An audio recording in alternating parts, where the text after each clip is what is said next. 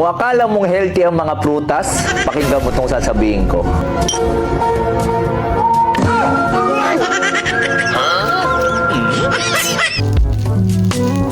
Tinatanggalan mo ng sustansya ang katawan mo dahil sa maling tinapay na kinakain mo.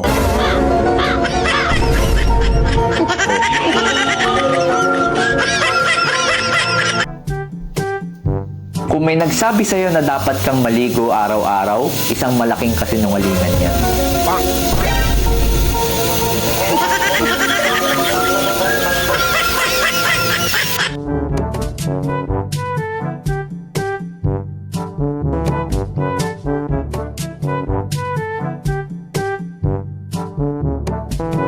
Kung akala mong healthy ang mga yogurt, magdalawang isip ka na. Kasi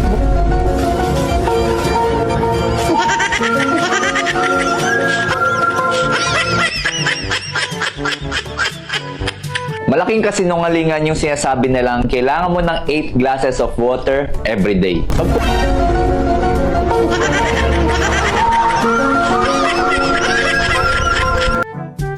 Sinisira mo ang utak mo sa paggamit ng mga betchin.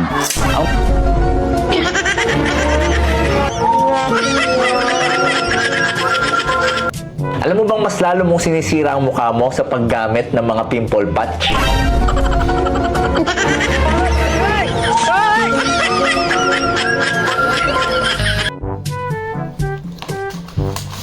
Kung iniisip mong healthy ang mga oatmeal, may kailangan kang malaman. Oh, kakain ka na naman sa gabi. Tataba ka talaga niyan. So,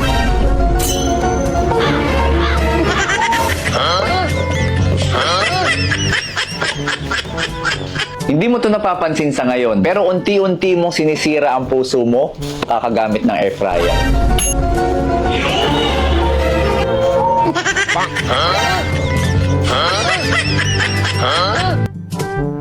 Paano kung sabihin ko sa yung unti-unti mong sinisira ang katawan mo, kakainom mo ng kape?